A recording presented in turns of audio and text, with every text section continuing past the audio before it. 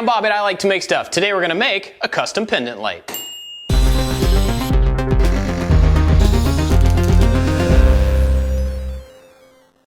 If you've been watching for a while, we've been renovating this kitchen, and unfortunately we're still not finished because we're waiting on countertops to show up. So while we're waiting on those, we're gonna go ahead and do some of the other projects. One of the big ones in here is lighting. We've got some recessed lighting around the outside, but we need some pendants over this big island that we've made. So we've looked around, we found several different pendants that are pretty cool. We like them, but they're kind of expensive. So rather than just buying those and putting them in, we're first gonna see if we can make our own. And then if they don't turn out, we can always fall back to buying some. Now, making your own pendants is really easy, and you've probably seen this a lot of different ways. You can buy really simple kits that are just a fixture with a plug. Sometimes they have a switch, sometimes they don't. But once you get one of these, you can actually mount it to the ceiling with this simple cover. Now, these two things together on Amazon, maybe $20. So from here, you can use this as a base to build a specific pendant just like you like. So this cover comes with all the hardware that you need to mount it to a box in the ceiling. It's even got a pass-through that's white for the wire, so you can hardwire the light.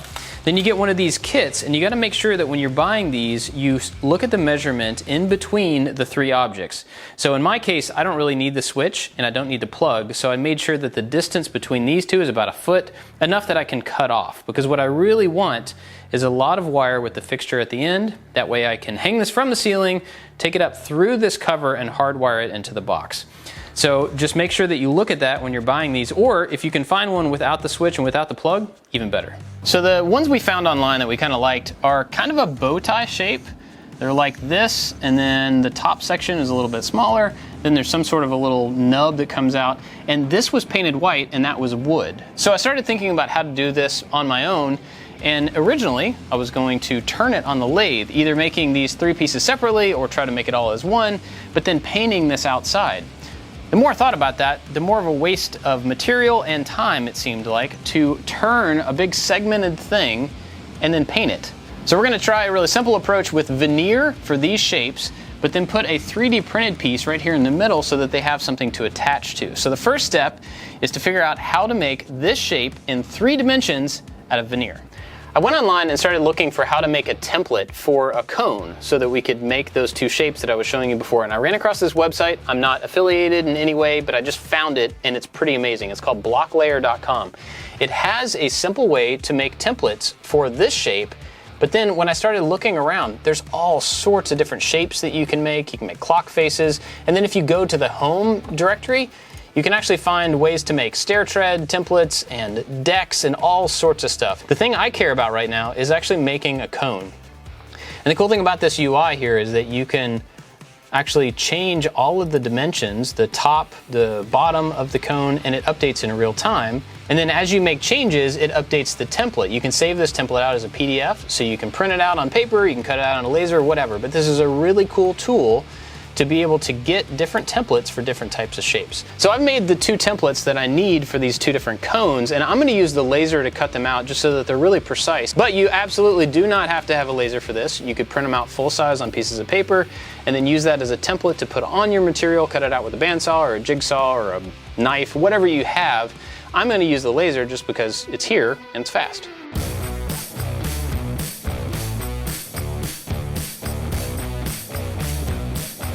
As you can see, this veneer has a lot of curve to it, so use some magnets to hold it down.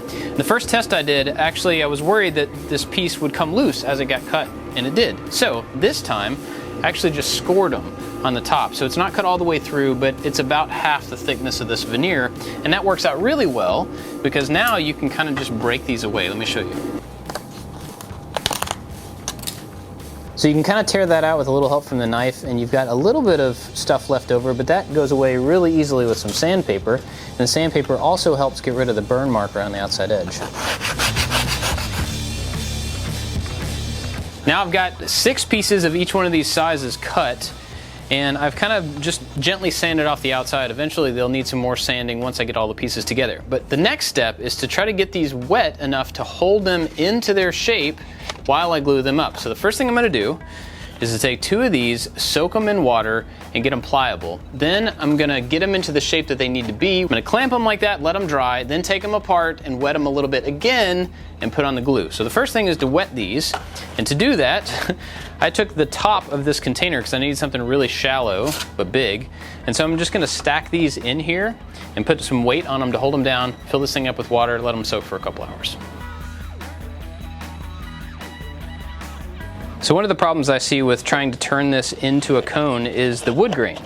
The grain direction is running like this. It's going to be different on every one of these, but because that grain is running this way differently than it is over here, they don't uniformly fold into the cone. So I think we're going to have to end up making a 3D printed ring that goes around the outside that forces it into its final shape.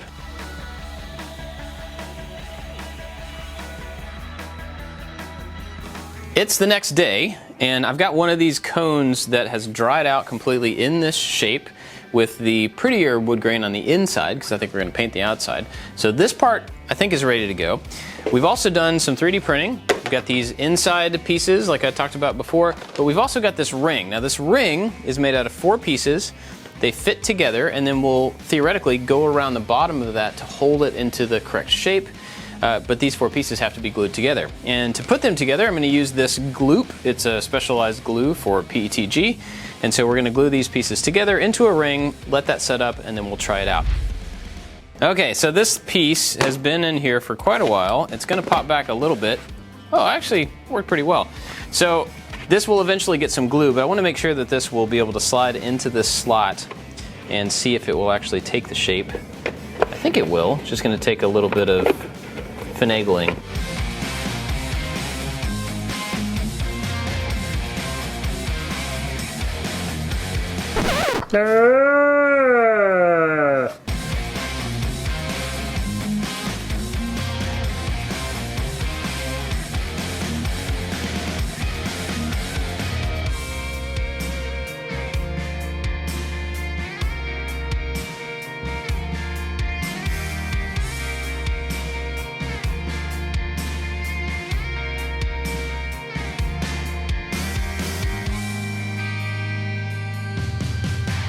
Like I mentioned before, this thing is in prototype territory, and the further along I get on it, the more I realize I just really don't think it's going to be the final option. It's not going to be the thing that we want to put in the kitchen. It's a cool experiment, and I probably am still going to see this through all the way to the end. But while the glue is drying on that, I think we're actually going to switch gears. I really like this. I like how this part turned out. I think this would look really cool as the top of the light still, but we need to work on the cone. So rather than go the veneer route, I think we're actually gonna stack up some plywood, put that on the lathe, and try to get to basically the same point. So let's do that real quick and just switch gears.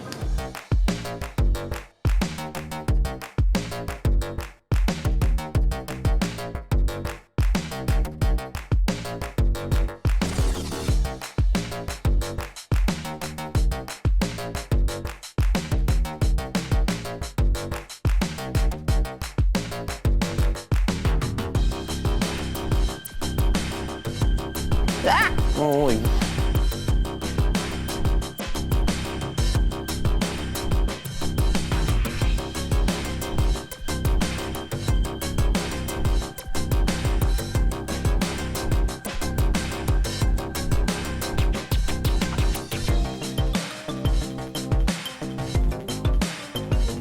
I think you can see what I'm going for here. Now that these are glued up, once it's dry, we'll get it on the lathe, flatten out the outside and then the inside. But I'm curious from you, at this point in the video, do you think the first one is the way to go, or do you think this is going to be the better option when it's all said and done? So hit pause, go down and let me know which one you think is going to turn out, or maybe which one you're going to like better, and then we'll find out at the end.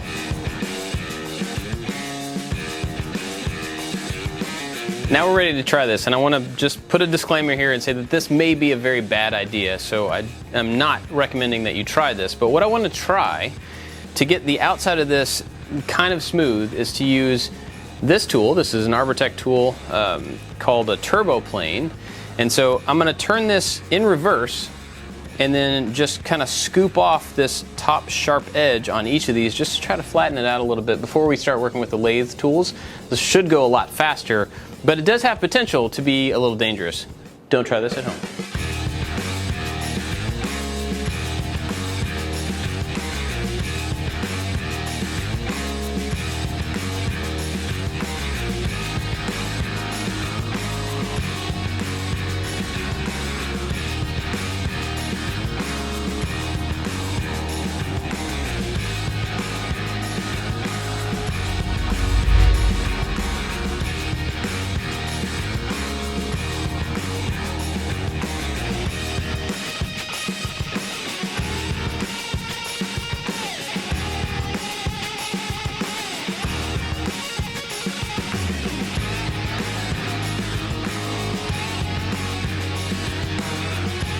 I'm definitely liking where this is going. I think it's got potential to be pretty cool. And I want to use this piece from the first iteration of this lamp, but it was a little bit too tall, so I cut off the ring, but that also cut off the taper that was on the inside that let this set down without that little gap. So now, I'm kind of having to work around that. I'm going to take the Dremel and scoop out the inside of this and kind of taper on the inside so that it will sit down and hopefully be kind of flush.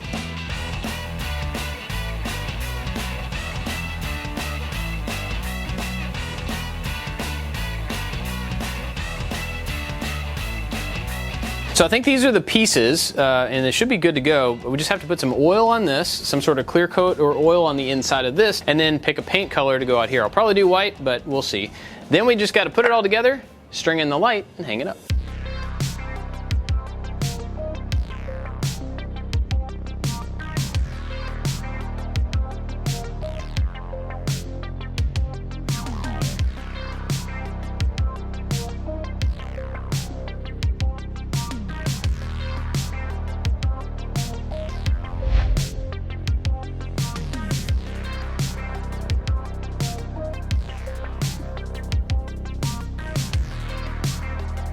So here's the final pendant, and I'm extremely happy with how this one turned out. I'm really glad that we didn't just keep going on one thing, but instead shifted gears and came up with a different idea.